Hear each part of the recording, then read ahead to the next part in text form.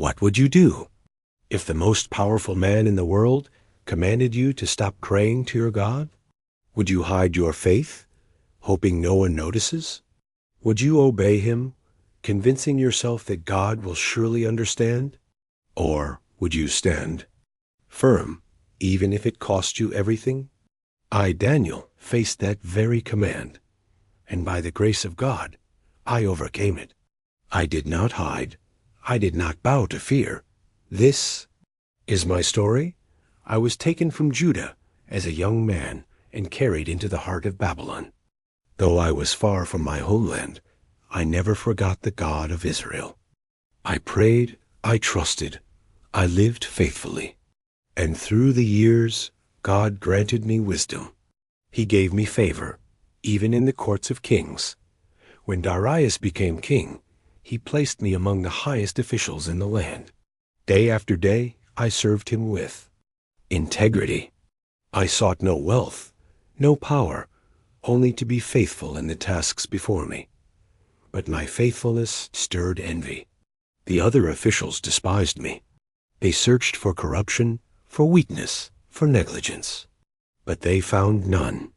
I had broken no law, betrayed no trust, committed no crime, and so they whispered among themselves, "The only way to bring Daniel down is through the law of his God." One day, with flattery on their tongues, they went before the king. "O king, Darius, live forever. Issue a decree that for 30 days no one may pray to any god or man except you, O king. Whoever disobeys shall be thrown into the lion's den." Their words sounded loyal. They spoke of unity and devotion. And the king, unaware of their trap, signed the decree. By the law of the Medes and Persians, it could not be revoked. When I heard of the decree, I knew at once what it meant. To disobey would mean death, but to obey would mean betraying the God I had served all my life, so I did what I had always done. I went to my upper room. I opened the windows that faced Jerusalem, the city of my fathers, the place of God's temple. And there, 3 times that day, I knelt and prayed, giving thanks to the Lord. They were waiting for me. They rushed in and found me on my knees, speaking to my God. With eager steps they hurried back to the king.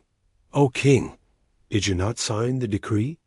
Daniel pays no regard to you or your law. 3 times a day he continues to pray to his God." The moment the king heard this, his face fell. He knew the trap, and he was greatly distressed. All day he sought to rescue me, but the law could not be changed. His own words had bound him at last. The officials pressed him.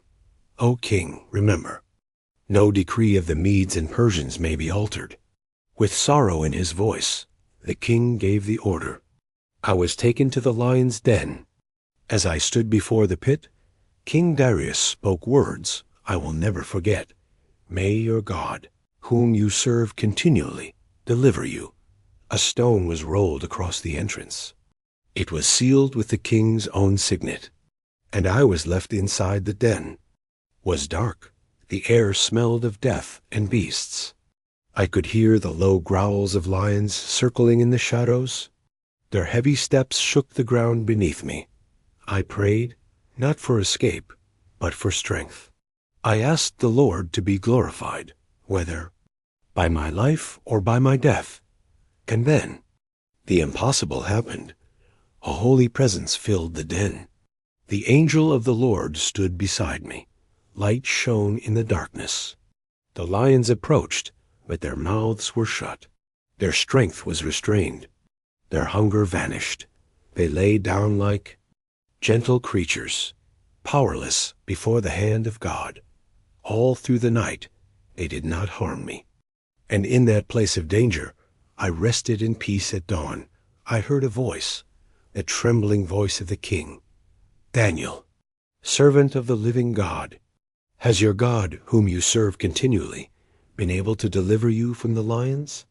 And I answered, "O king, live forever. My God sent his angel and shut the lions' mouths. They have not harmed me, because I was found innocent in his sight, nor have I done any wrong before you." The king was overjoyed. At once he ordered me lifted from the den. They examined me carefully, but no wound was found on me, because I had trusted in my God. Those who had plotted against me faced the lions themselves, and the beasts overpowered them at once.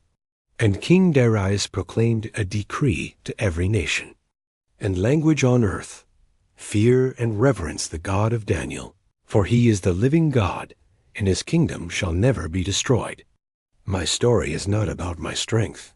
It is about God's faithfulness. And this I tell you now: no law, no ruler, no threat, and no power on earth is greater than the hand of the living God. So stand firm in your faith, even when it costs you everything.